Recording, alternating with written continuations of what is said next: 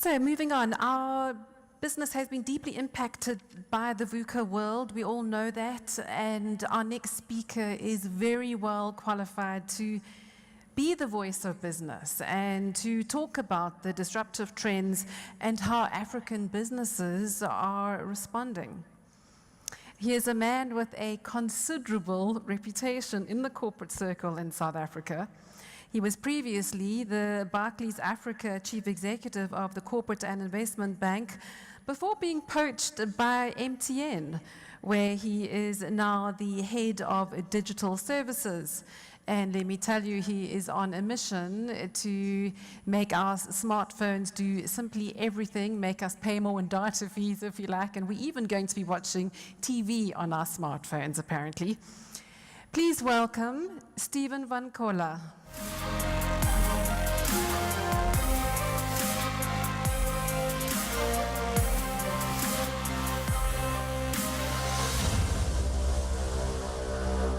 Well, welcome everyone. It's really good to be here, and thanks to Jay for those words. I think they were pretty spot on.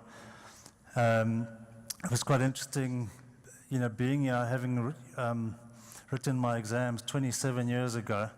And what's interesting about that is that at that time, the whole SEMA curriculum was actually quite out there.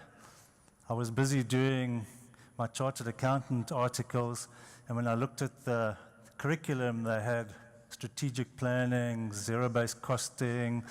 They even had a marketing module, which was quite interesting for accountants. But looking back on my life, one thing I can say is that curriculum has been, one of the best for allowing me to get ahead as a leader and actually being able to do things differently. And so I suppose the challenge to SEMA now is, how do we change that in this dynamic world? We talk about this a fourth industrial revolution. And so on my talk, and I don't have a clicker, so if we can go to the next slide, I'm going to talk about how do we future-proof our business. And it's quite an important thing, because even going back to what Jay was talking about, the world's very different today. Your brand is about how people perceive you. Because of social media, this access to instant, thank you, I've got it, instant messaging. So if someone's got a view, it's out there, everyone sees it. And we're finding, companies very slow to react to these changes. And it very quickly can strangle you. We've talked about KPMG. We had the Ford issue earlier this year that I thought was particularly badly handled. I was interested to get up here and saw smoke coming out of these cars, and I had to have a quick look to see which make they were. But the point is that as leaders, we need to manage this. So I just want to go through a few things that I've experienced and try and explain them and how I've dealt with them, and we can have a bit of Q&A afterwards. What's happening in the world is we've got exponential change. It's not slow change. Sometimes you can't even see it coming, and it's coming at us fast. And what does this mean? Why is it coming? Well, there's three main reasons. One is the unit cost of computing power is halving about every 18 months, and it hasn't stopped. It's been doing it for the last 30 years. It's called Moore's Law, and you can have a look it up. The second is we've got this access to information, and it's everywhere. So at the moment, or today, knowledge isn't a differentiator like it used to be. Wisdom is. It's how you use that knowledge. So creativity is far more important than education. So once again, what are we doing to make sure that our staff, our kids, our curriculum is really preparing people for the future? And the last is this cost of data storage through the cloud is becoming very, very cheap. Before, it was only big companies that could have big server rooms. Now any of us around here can actually access it. And so this ability to do big data analytics, have a look at things very differently, is really making a massive difference. And so we're getting all this experimentation going on because it's cheap. What is exponential? What does it really mean? It's actually not a new concept. We've had compound interest for a long time. We all know about it. We know the effects of it. The issue with exponential is that it comes at you very fast. So it looks linear for a while. So exponential is 0.1, 0.2, 0.4, 0.8, 1.6, 3.2. Suddenly it starts moving. But that beginning of it looks just like anything else. And then suddenly it accelerates. And if that's someone is your competitor, you think you're next to them, you think you're doing slightly better than them, and then suddenly they're gone. And exponential, if you just put it in numbers, if I do 30 linear steps, I'll get halfway across this room. If I do 30 exponential steps, in those last 3 or 4 steps, I get a few times around the world. And that's very difficult to catch up if you 30 or halfway across this room and your competitor's already twice around the world. You're gone. And that's what happens. You get disrupted. And the issue when you look at your business, you've got to say is the rate of change outside the business faster than the rate of change inside the business? Because if it is, you're going to get disrupted. It's no longer good enough just to keep up with your competitors because you don't know, number one, who your competitors are, and number two is how fast they are actually changing. Is it linear they're doing, or is it exponential? Are they doing something totally different that you're not aware of? And we've seen this. This is not new. If you just look at the phone, I always say the best salesman ever was the person who sold the first phone. Because how do you go to someone and sell them something they can't use because they've got no one to call? But look where it's got to. It's no longer a phone. It's a torch. It's a calculator. It's your Garmin. It's your TripAdvisor. It does a whole lot of things. And that's what's happened. And now, today, you can get a smartphone for around $40. And they say it's eventually going to be 10, and eventually you'll get one free on your Rice Krispies package. I hope that happens. This is a real case as well. This is actually MTN mobile money in Zambia. This is what's happening. So if you have a look at the first few years, if you were a bank, you wouldn't have worried. But now, all of a sudden, in the last 2 years, it's just accelerated away. And I can show you the same graph for Kenya, for Ghana, for Uganda, for Ivory Coast, for Cameroon. These are real things happening real time to real businesses. So there's 3 things I want to go through. One is, do you really understand your competition? Do you really understand your customers, what they want? And do you really understand your colleagues, your employees, and how to deal with them? And I want to put a few challenges out there. I was asked to be a little bit controversial, and I will. And that's really just to stimulate thought, stimulate doing things differently. So if you have a look today, people can have an idea, 18 months later, 2 years later, they've got $1 billion company. And we've seen many of them. You've got Airbnb, largest hotel chain in the world, doesn't own a single hotel. Who would have ever thought that? You've got Uber, largest taxi company in the world, owns no taxis. You've got WhatsApp, one of the largest communications company in the world, doesn't own a tower, doesn't own a piece of fiber, but connects millions of people. How do we counter that? And disruptions happen for a long time. This comes from a excellent talk that was done at Singularity University a few weeks ago here in Kyalami. And it starts with the spice trade. Christopher Columbus got on his boat, sailed around the world, found spices in the East, realized that if you use those spices, you could preserve food for a much longer time. And the Dutch East India Company came, was very powerful, made a lot of money. And then some bright spark said, well, I'm going to take my big ship from Europe. It's much easier for me to just sail up into the Arctic, cut some ice, blocks of ice out, sail back down again, and I can sell the ice, and people can actually cool their warehouses and that with the ice, and then you don't need the spice anymore.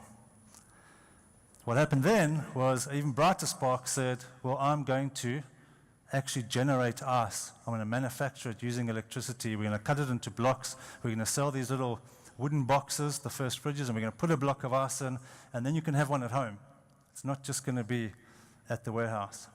And then even brighter spark came along and said, well, we're going to make refrigerators. And you plug it in, you don't have to go and fetch your ice, and it works. And we've all got them today. The interesting bit of all of this is the company, Dutch East India Company, that was in the spice trade, didn't see the next thing coming. They weren't the people that created the ice trade, so they got disrupted. The people that were doing the ice trade didn't see the electrification or the electricity way of making ice. They got disrupted. Ditto for the people making the ice using electricity. They weren't the refrigerator companies. So we've had this disruption. The difference is then it was very slow. You had time. So what do we think is going to disrupt the refrigerator? Already, Amazon in New York, if you phone up, they guarantee you fresh fruit and vegetables within an hour anywhere in New York. We've got drones. We've actually, in Rwanda, we've actually got a drone airport, the first drone airport, delivering blood into rural areas. They've already worked out in San Francisco, if they put up 2 drone airports, they can deliver you anything within 60 seconds. Even if you go to San Francisco, Uber Eats isn't like Uber Eats here, where you're lucky you get it in an hour. There, they try and bring it to you in 30 minutes. And you've already got pizzas. If in New York, if you don't get your pizza in 30 minutes, I don't know why 30 minutes, but if you don't get it in 30 minutes, you get it free. So why would you even have a stove or a fridge in your house if you can get fresh goods, a fresh beer, fresh everything within 60 seconds? You can actually use your kitchen for something else. It can be a kid's playroom or something like that. So that's coming. But what's interesting is I don't see Bosch, AEG, any of those, Siemens, any of those companies making drones. And here we go again. It's the same history repeating itself. And what that's really doing is you're ending up that, and this is a stat that you get out of McKinsey or World Bank, is that an average life of a Fortune 500 company today has gone from 67 years in 1920 to only 15 years today. That's a scary thought. You know, you think about Arthur Andersen and the Enron crisis, gone. KPMG and the South African crisis, who knows? Bell Pottinger, gone. These things happen fast today because of the digital economy. Uber, private driver for everyone. We've talked about driverless cars. I was joking yesterday. I was up in Rwanda. I was just wondering whether in Africa we're going to get driverless bicycles, but that may be a little bit difficult. So you've had all these companies, big companies, where Blockbuster, Netflix, Blockbuster's gone. You had Nokia. They did this whole Navitech thing. They spent billions of euros putting these sensors along highways and that.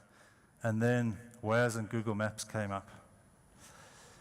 The interesting thing about this is, I always say to people, is are you really thinking about your business and how you're going to extend it?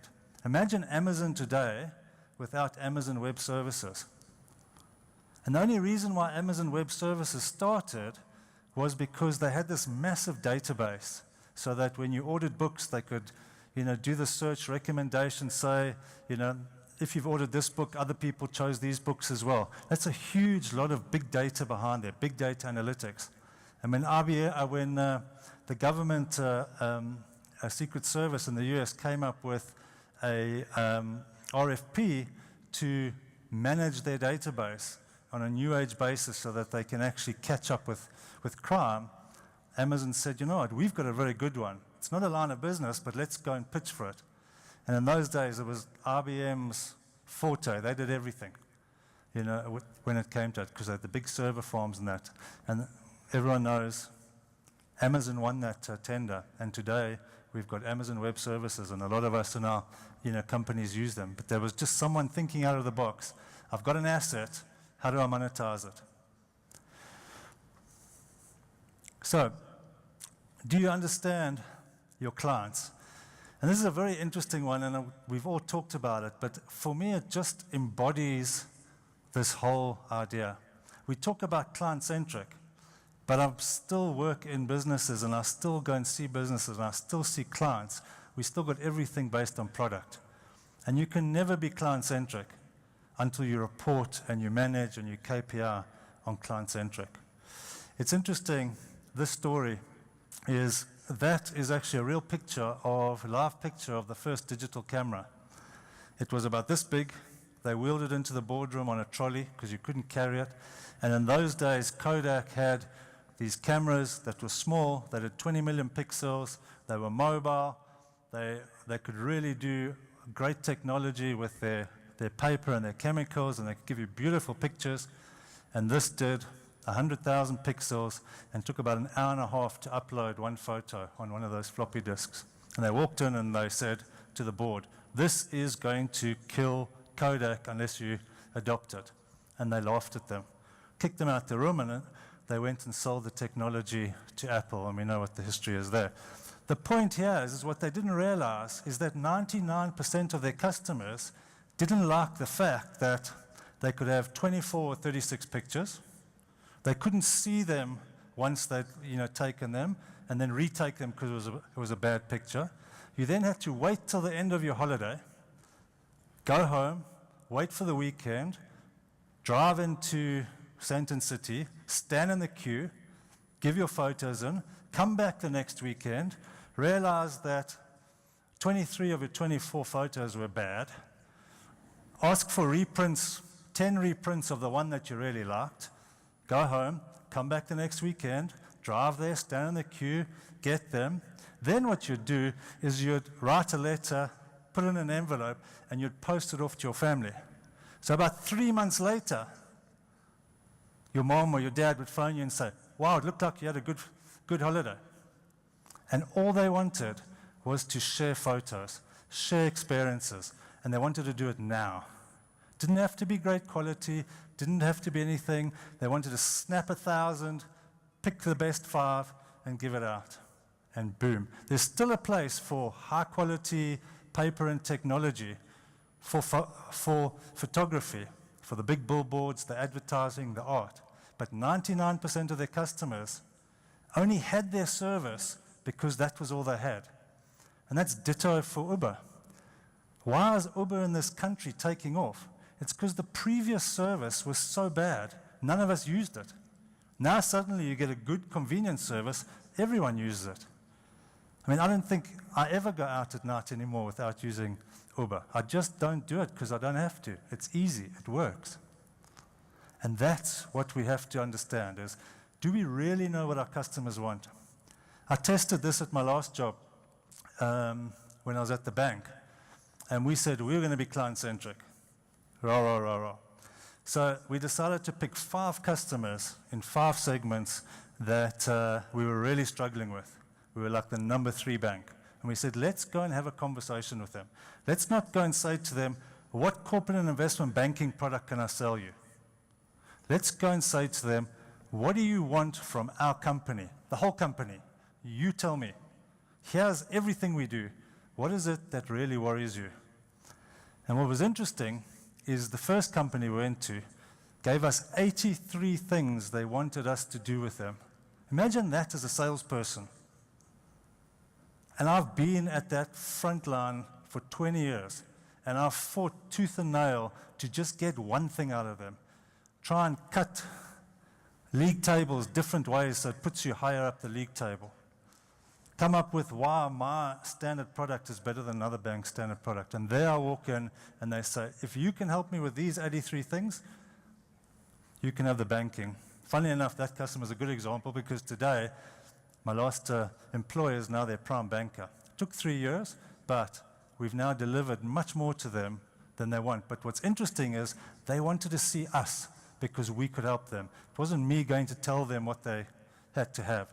And I think if we want to be client-centric, and I think it's very important today, because digitization, the digital economy, this fourth industrial revolution, is really starting to commoditize the back ends of businesses, the menial stuff, the day-to-day debits and credits. That's all going to be done automatically.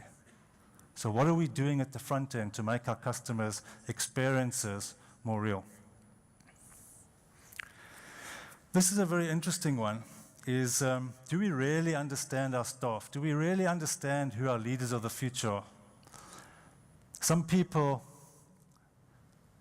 go to the office every day, other people go to work.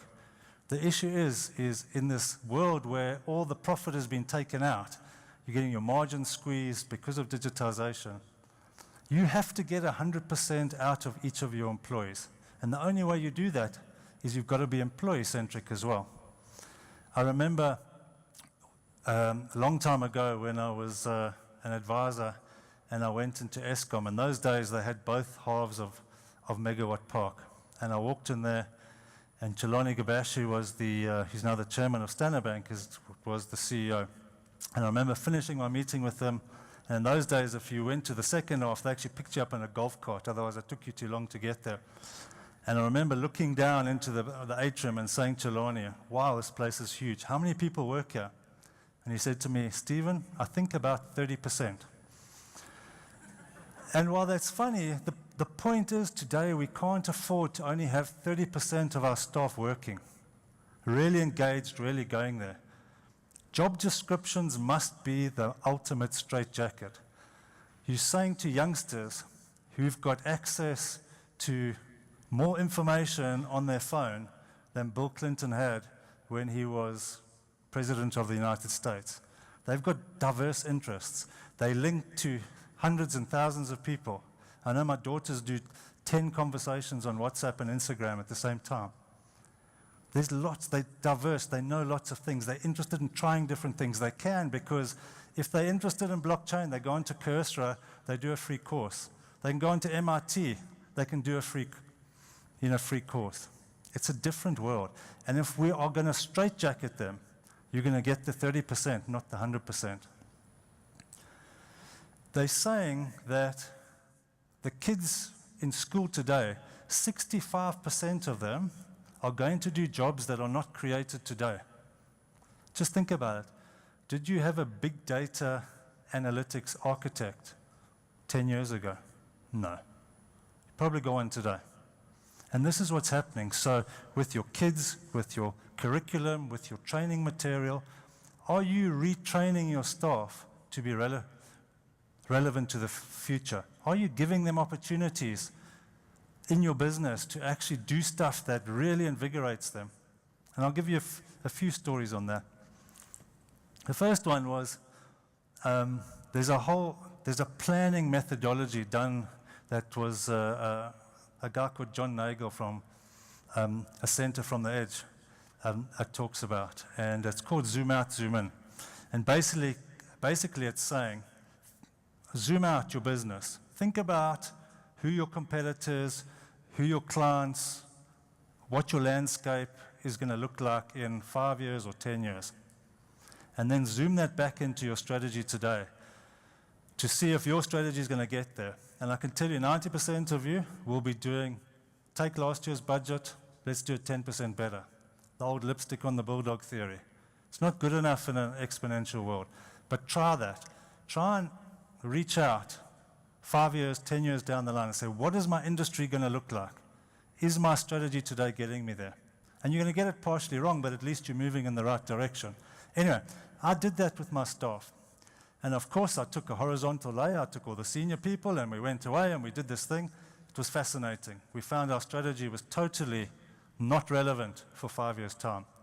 But it was so interesting for me, I decided to do it with my youngsters. So I took all my youngsters, and we went and did it. We got to the same answer, but for totally different reasons. And that was interesting for me. But I remember very clearly sitting with one of them. We were having a cup of coffee. And he says to me, Stephen, I was just having a look at your bio, and I see you're very interested in Egyptology. And I said, yeah, love it, fascinated, love the maths behind it.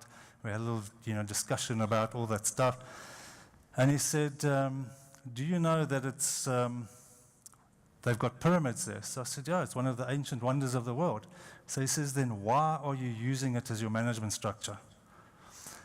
And it was a very interesting observation, because that is what's killing us today. A lot of the energy, a lot of the drive, a lot of the new ideas, a lot of where our clients are coming from sit in that youth. Nearly 50% of Africa is under the age of 20. Those are your future clients.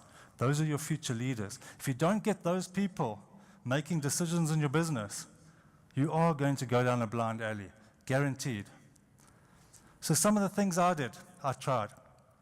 In my committees, in my decision-making structures, I didn't have a horizontal slice. I had a vertical slice. It's very unsettling for the old folks, because they've climbed this ladder and it's like my right to be at the top of the ladder. Well, it's actually wrong. It's not your right anymore. It's only right if you're relevant. The second thing I did is I tried to have a look at how do we create people engaged in the future. And the one thing that really annoyed me when I became the CEO was the business was not fit for purpose. I arrived into this business and I had to spend 2 years making it fit for purpose. So we started something with the youngsters was, how do we create the business in 5 years' time that you want to run? You tell us today what we have to get right so that when you become the leader, it's ready for you to run it. And one of the things we did to make sure that worked is we had a really rigorous hiring process. So if you got into the firm, it was very difficult. But then I didn't want you to leave. So what we did is we created a policy where you could only promote internally, unless you got my sign-off for a really specialist job that we didn't have the skills. And it wasn't that we put an iron bar around everything and you can't do it. It was a philosophy. And what was interesting about it, not only does it save us something like 25 million rand a year on headhunter fees, but what it did is it changed the way managers managed, because all of a sudden they knew that every other manager in the business was looking for talent because they couldn't go outside the firm. And the youngsters knew that they could do any job in the firm if they were the best people. And it became this competition of who can be the best manager and who can be the best staff member, because all of a sudden there was this world of opportunity opening up. It wasn't, let me be nice to my boss so he'll promote me and I can move up the ladder. It was, I can move anywhere. And suddenly our turnover of our middle management went from 18% to 9%. I had kids coming in on 9 o'clock, 6 o'clock in the morning, working on weekends, on projects we had, because they just wanted to do it because it was fun. We then changed the way we did our projects. I didn't have HR projects or RT projects, or they were projects that were cross-functional. And you put it out there, you had somebody running it, and anyone could apply to do that project. It didn't matter where you sat. With the result is that your boss was no longer your boss. He was your mentor, because you didn't do 100% of your work for him or her. He was just there to guide you. So the next thing we did is I found it very frustrating because people just didn't do appraisals very well. And this is a little bone of contention of mine, is that we still, as organizations today, do 6 monthly appraisals. How many of you do 6 monthly appraisals? Probably all of you. Do an experiment tomorrow. Switch off your Facebook, your Instagram for 6 months, and switch it on again in 6 months. And all those photos your family, your friends, your daughters, your sons have sent you, go like, and see what reaction you get. They won't even know what you're liking. They would have forgotten about it. So why do we run our companies like that? Why don't we run every time you finish a project, you get feedback. And you don't just get feedback from your boss, you get feedback from everyone on the project. And then your line manager becomes your mentor. He or she reads the feedback and gives you advice on how to take it forward.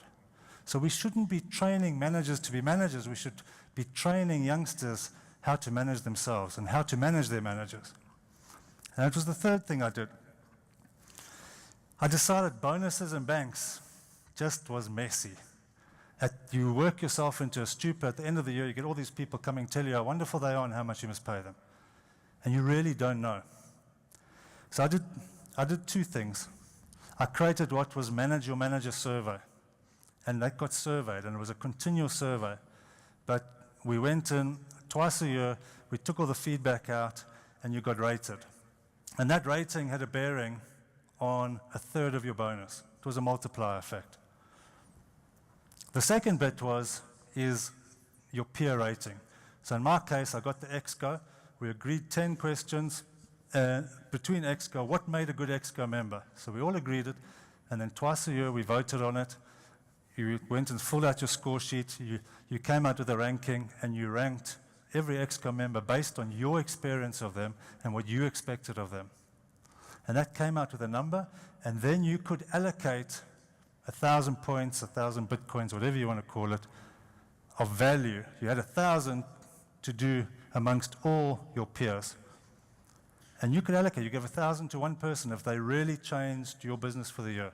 Or you could do it equally, you could do whatever you want. But at the end of the day, I added all that up. And so when you came and sat in front of me, I had all your, call them subordinates for lack of a better word, their rating, all their feedback, everything, plus a multiplier or a division.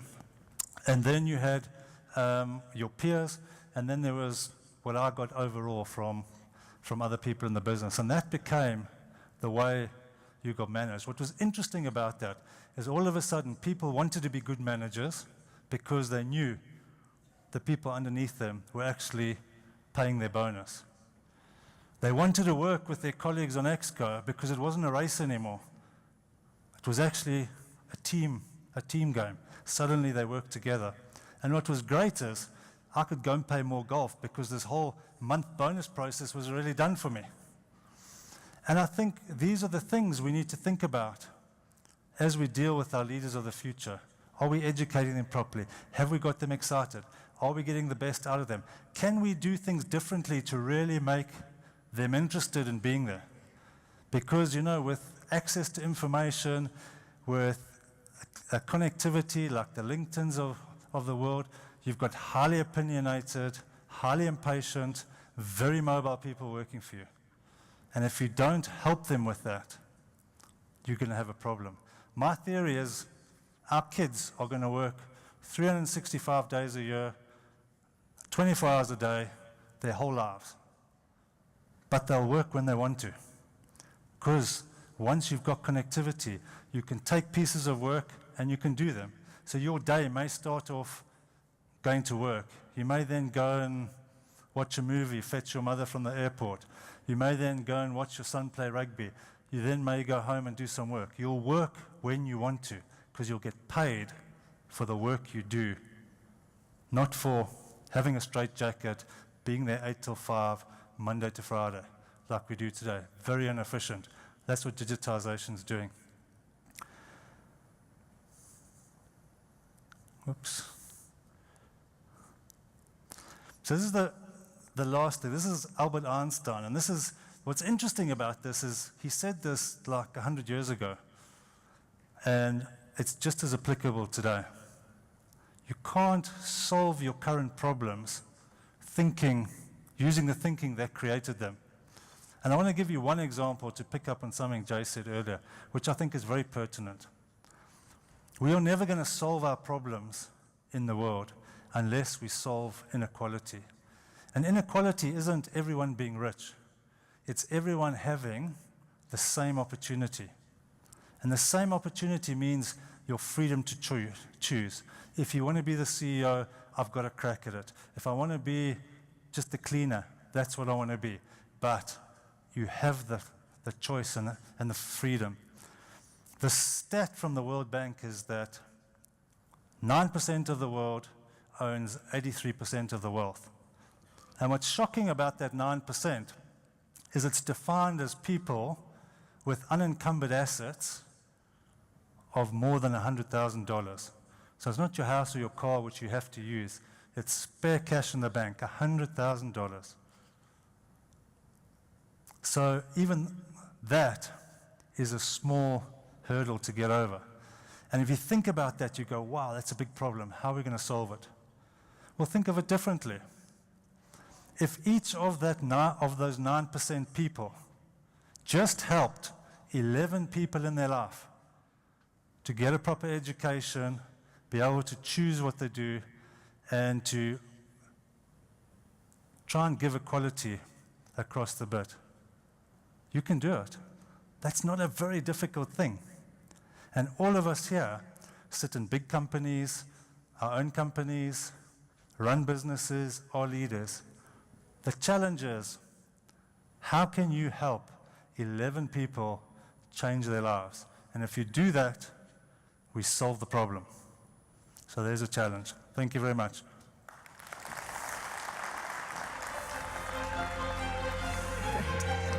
Thank you so much, Stephen. And wow, that's a really good challenge. So are we going to commit to helping 11 people, each and every one of us? Well, I commit. And that's my public commitment.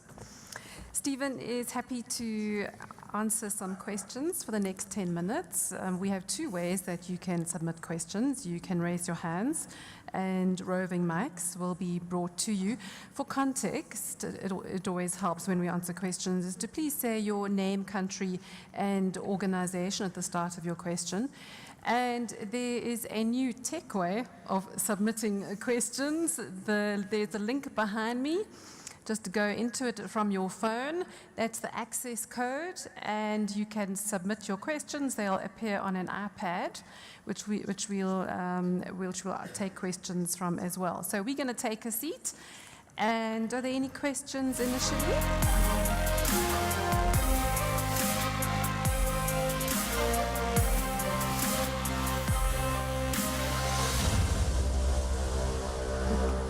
It was interesting what you were saying, the WhatsApp and Airbnb, and what type of companies do you think are going to flourish in this environment, and what type of companies will be going the way of dinosaurs?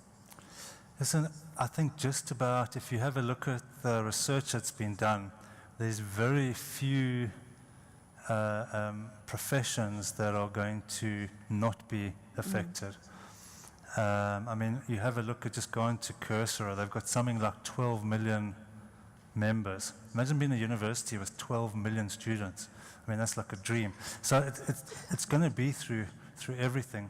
The key thing that's happening here is what's called platform economics. It's the ability to use your assets you've got in a business and create a two-way market. So allow people to innovate, connect, use, both ways through your platform. I think that the Amazon Web Services is great.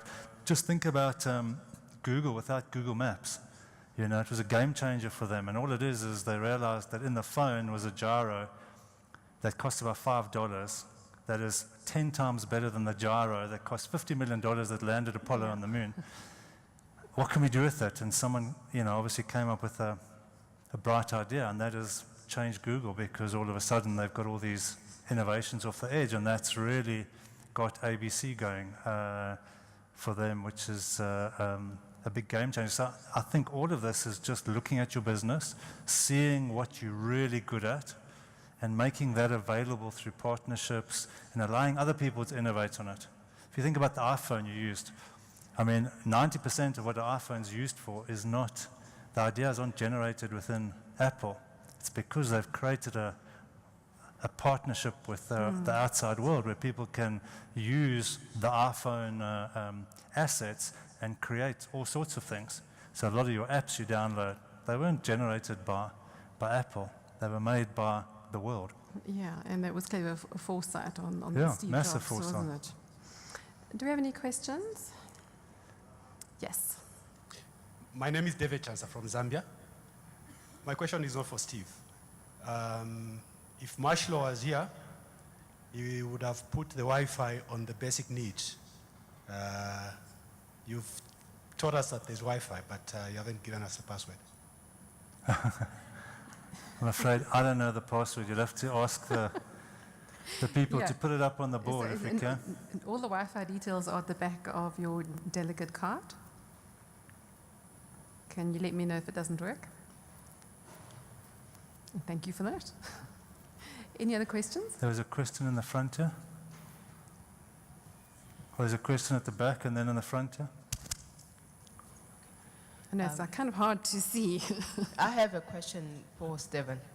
As a young person in corporation, and you know, you really scared sometimes to go to a CEO office for a new idea or something. What strategy can I use so that my little initiative or an idea can be heard by a person in your, who's on a top position? Thanks. I think it's a great question. I mean, my experience on it is what we eventually had to do, because otherwise, the CEO gets just bombarded by hundreds of thousands of ideas, and literally you can't actually deal with all of them. We actually created like an innovation site where if you had an idea, you put it on the site, and you had to get a certain amount of buy-in before it would then be elevated up, and then we would allocate a small amount of money to go and then further it, etc. And so my advice to you would be, if you've got an idea, go and socialize it with 5 or 10 people, cross-functional, and get a view from them.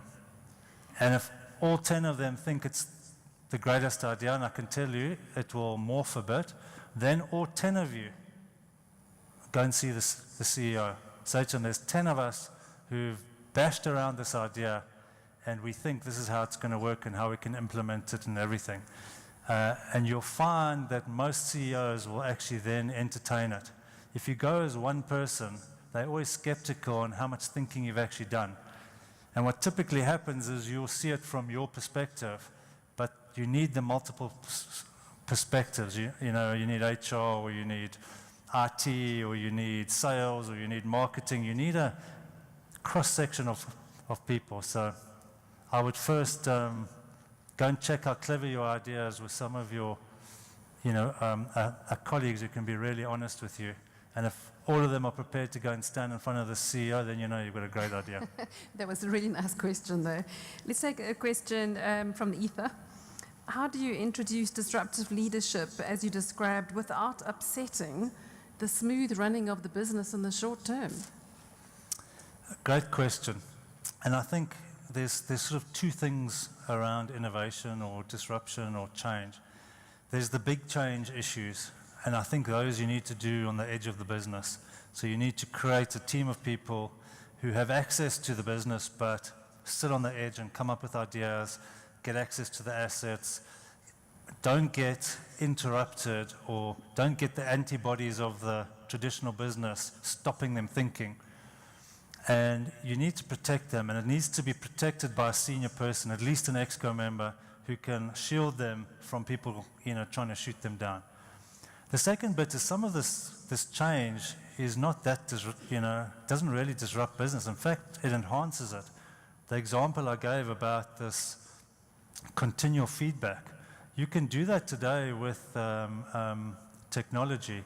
We created something called a passport. It was your passport. So if you did training, you got a stamp. It was electronic, but you got a stamp. So if you went and did a training course, you got a stamp. If you had mandatory training, it would show up there until you had it stamped. If you did a piece of work, the people you worked with, you could send them an email and say, here's the 10 questions you can answer about how I did. You got that stamp. So when the manager came to do the assessment, he just pulled up your passport and he had a look at everything you'd done. Or he could do it monthly, he could do it weekly, he could do it, if there's a complaint, he can pull it up.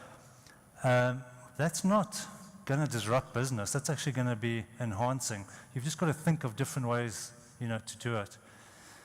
Some of this management stuff is you've got to kill hierarchies by broadening your organization and flattening the structure. You don't want someone more than 4 or 5 levels away maximum from an ExCo member or the boss. Otherwise, they never find out what's going on. That's not difficult to do. That's just rethinking people's jobs and the way they do them and helping them move on. And if you do it as part of their education and everything, that's not that disruptive. It's just really getting more people involved in the business. But I can tell you, if you're going to have that discussion with your staff, go and ask them, what should be changed? 2 levels down from Exco, they know all the answers, I promise you, because they're at the coalface. They know what the problems are. You've just got to listen to them. And if you change that for them, they're not going to be upset, I promise you. They're going to be very happy. Okay, are there any other questions from the floor? My name is Esther Lots from of questions. Ghana. It's so nice, thanks. Okay, one at the Hello. back and then one in the front here.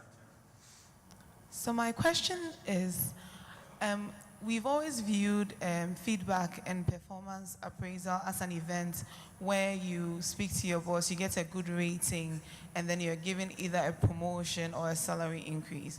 But you spoke about an always-on feedback process. So now how do we marry the old view of this is a time where I have to impress my boss and then get that promotion or pay increase that I want?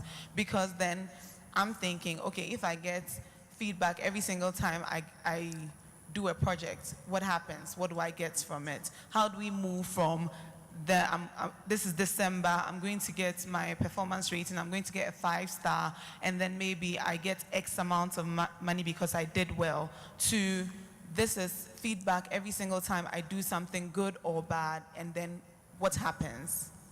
I don't know if you get me. Yeah, so why wouldn't you automate that so that that feedback, goes in, the people that you work with get approved to give you a view on how well it worked.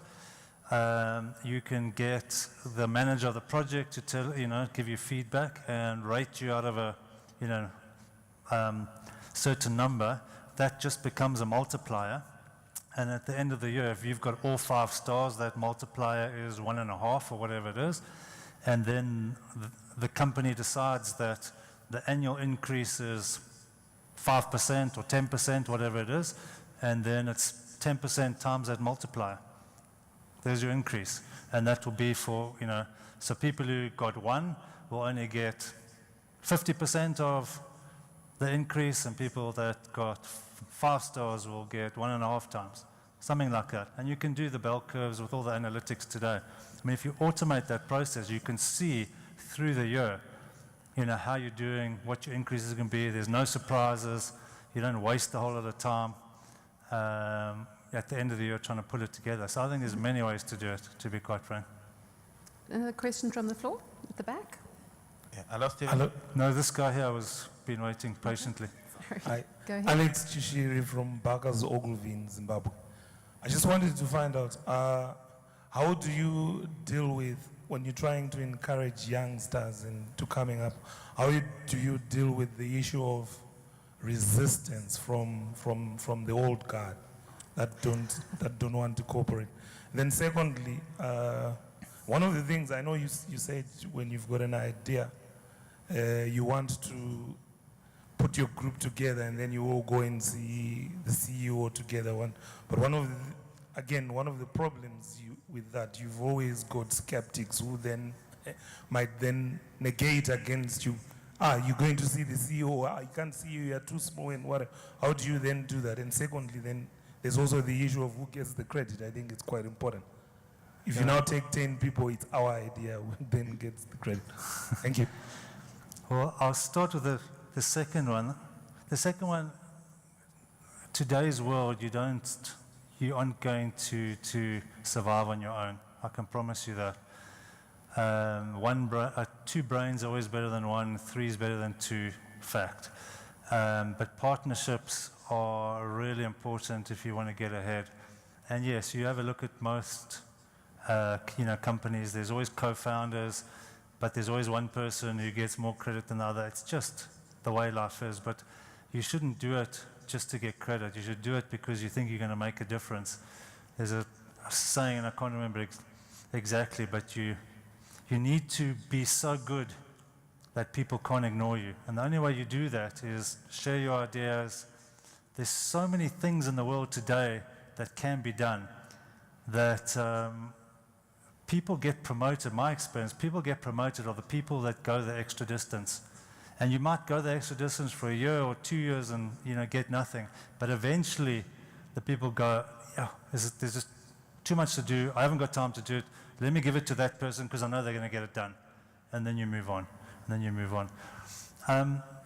This skepticism, I'm afraid in today's world, there's bounds of it. There's just so much skepticism.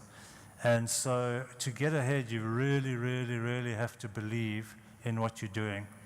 And I think that's one of the main reasons why you want to go and get views from people. If you're worried about getting the credit in your organization, go and socialize it with 10 of your friends and see if they think it's a good idea in the business. And then go and socialize it with people. But I'm afraid, I don't think you get things done on your own today. It's just a different world. Yeah. Quick question at the back. Yes, in the middle. All right. Hello, Stephen. Hi. I just need to find out how many companies are using big data at the moment in South Africa? And also, if there are companies which are using big data, do they have competencies in terms of data analysts as well? Because I understand that if you don't have the correct data analysts who understand the business, they cannot be able to give you relevant information that you require for you to have that competitive advantage in your industry.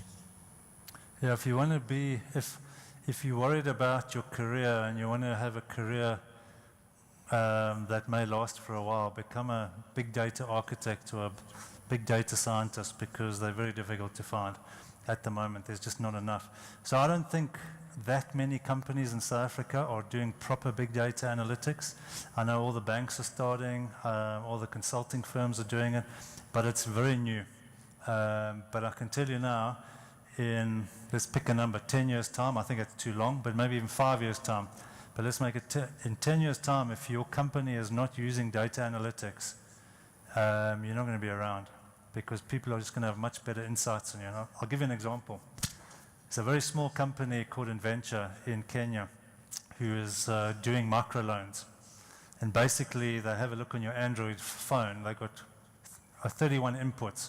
But one of their biggest realizations were, if you are a person who sends more SMSs than you receive or makes more phone calls than you receive, you're 60% more likely to repay your loan than another person.